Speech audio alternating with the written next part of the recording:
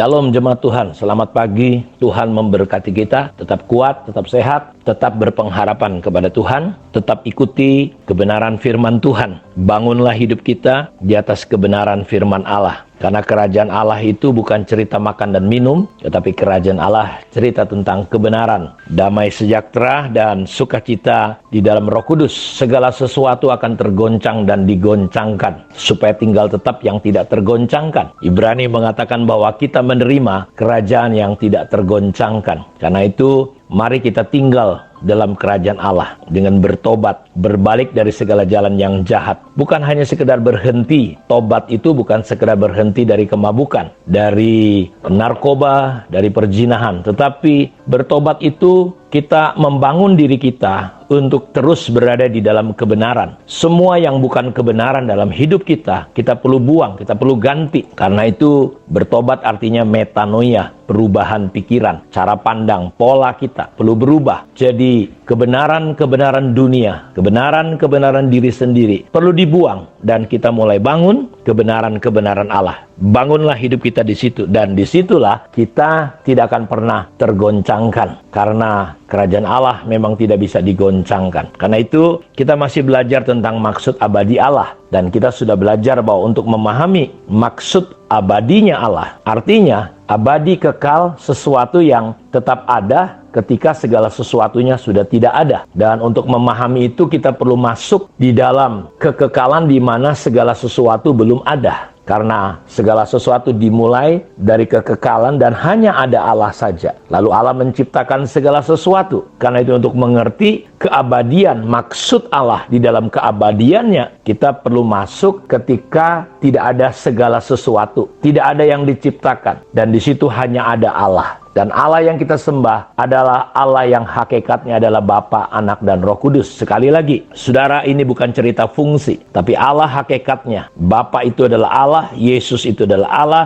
Roh Kudus itu adalah Allah. Mereka bukan berfungsi. Jadi Allah bukan berfungsi sebagai Bapa, bukan berfungsi sebagai Anak, bukan berfungsi kepada Roh Kudus. Bukan fungsi. Karena itu Roh Kudus bisa didukakan, Yesus bisa sedih, Bapa bisa juga sedih, karena mereka adalah pribadi. Jadi Allah kita hakikatnya adalah Allah yang Tritunggal, Bapa, Anak, dan Roh Kudus. Baptiskanlah mereka dalam nama Bapa, Anak, dan Roh Kudus. Dan ketika kita mempercayai Dia, kita bersyukur karena Roh Kudus memberi pewahyuan, sehingga pengertian ini bisa kita pahami. Dan orang-orang yang menentang hakikat Allah ini, dia akan mengalami banyak persoalan. Karena itu Alkitab berkata bahwa orang bodoh akan berkata, orang bebal berkata, tidak ada Allah. Dengan segala hakikatnya mereka berkata, memungkiri, menolak. Roh antikris itu dalam menolak ketritunggalan, menolak hakikat Allah. Karena itu setiap orang yang datang kepada Allah harus percaya Allah itu ada. Maksudnya bahwa kita perlu mempercayai Allah, Allah apa adanya Allah. Bukan Allah menurut saudara, bukan Allah menurut pikiran kita. Karena Allah itu terkadang di atas pikiran kita, melampaui pikiran kita, kontra logika. Bukan berarti kita ikut Tuhan nggak pakai logika. Bukan berarti kita menghilangkan logika. Bukan itu, saudara-saudaraku. Tetapi Allah kita melampaui jauh di atas pemahaman pemikiran manusia. Karena itu kalau saudara tidak dapat pernyataannya, anugerahnya susah kita memahami Allah. Karena Allah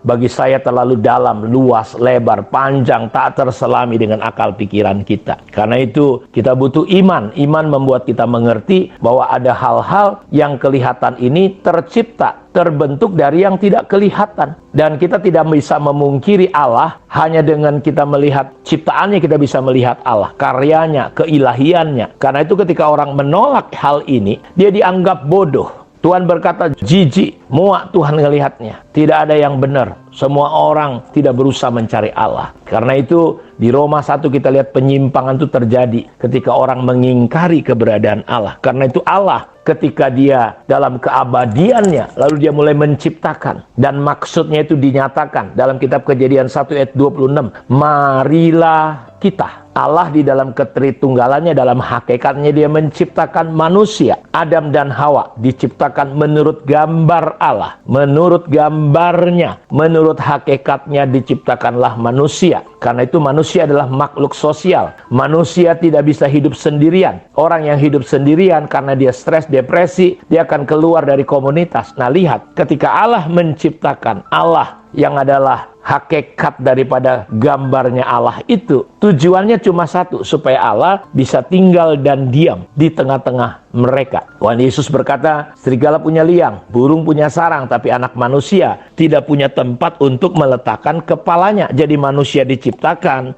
maksudnya adalah supaya Allah yang adalah kasih itu, saudaraku, dia menciptakan manusia untuk hidup saling mengasihi, supaya Allah bisa tinggal dan diam. Karena itu di dalam kitab Kolose pasal yang pertama, saudaraku, ayat yang ke-25 sampai 27, Paulus berkata, aku telah menjadi pelayan jemaat itu sesuai dengan tugas yang dipercayakan Allah kepadaku untuk meneruskan firman-Nya dengan sepenuhnya kepada kamu, yaitu rahasia yang tersembunyi dari abad ke abad, dari turunan ke turunan, tetapi sekarang dinyatakan kepada orang-orang kudus. Kepada mereka Allah mau memberitahukan betapa kaya dan mulianya rahasia itu. Apakah rahasia itu? Yaitu di antara bangsa-bangsa lain, yaitu Kristus ada di tengah-tengah kamu. Kristus yang adalah pengharapan akan kemuliaan. Jadi maksud abadi Allah adalah dia ingin tinggal, dia ingin diam di antara kita. Karena itu pertanyaannya, apakah di gereja Allah bisa diam di tengah-tengah gereja kita? Apakah Allah bisa diam di tengah-tengah keluarga kita? Tentu kalau kita tidak saling mengasihi, kita saling membenci, menghakimi, Allah maha hadir tetapi dia tidak bisa tinggal, dia tidak bisa menyatakan dirinya. Kenapa? Karena kita tidak hidup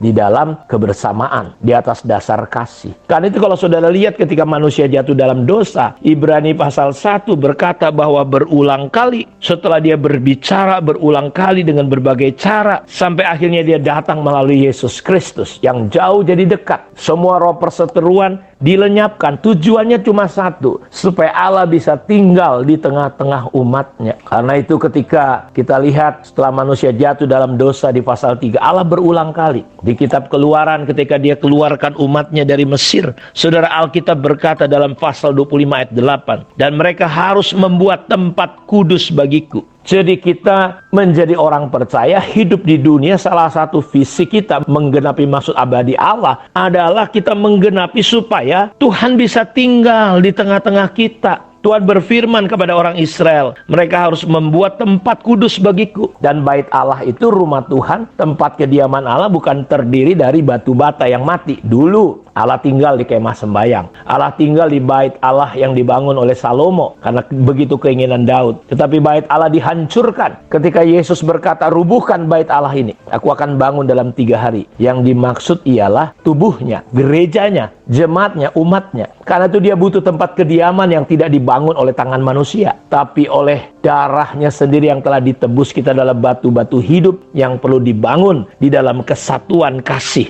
dalam komunitas. Karena itu jangan hidup independen. Dosa membuat kita jadi sombong, kita nggak bisa diarahkan, kita nggak bisa menyatu. Karena kalau orang punya problem, punya konflik, dia selalu ingin keluar dari komunitas, dia tinggalkan komunitas, dia pindah dari satu gereja, gedung gereja ke gereja yang lain, satu organisasi ke organisasi yang lain, saudara-saudaraku. Kenapa? Dia nggak mengerti maksud abadi Allah. Aku mau tinggal. Tuhan suruh perintahkan bangun kemah sembayang pada zaman itu supaya aku bisa tinggal. Pasal 29 ayat 45, aku akan diam di tengah-tengah orang Israel dan aku akan menjadi Allah mereka. Saudara lihat, Allah begitu rindu. Keluaran 29 ayat 46, maka mereka akan mengetahui bahwa akulah Tuhan Allah mereka yang telah membawa mereka keluar dari Mesir, supaya aku diam di tengah-tengah mereka, Tuhan Allah mereka. Karenanya, saudaraku, dalam kitab Wahyu, kita di sana melihat bagaimana di pasal yang ke-21 sudah dikatakan, lalu aku melihat langit yang baru dan bumi yang baru, sebab langit yang pertama dan bumi yang pertama telah berlalu dan laut pun tidak ada lagi. Dan aku melihat kota kudus, Yerusalem yang baru turun dari sorga, dari Allah yang berhias bagaikan pengantin perempuan yang berdandan untuk suaminya. Lalu Yohanes mendengar suara yang nyaring dari takhta itu berkata, lihatlah, kemah Allah ada di tengah-tengah manusia, dan dia akan diam bersama-sama dengan mereka. Mereka akan menjadi umatnya dan ia akan menjadi Allah mereka.